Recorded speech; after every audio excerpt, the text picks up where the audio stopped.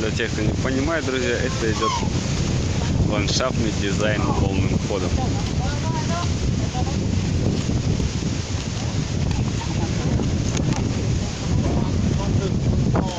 Знаешь, этот камень, как и все те прекрасные камни, что здесь видно, находились вон там в море.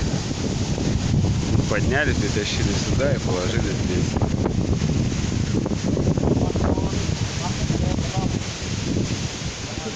Серьезно очень круто.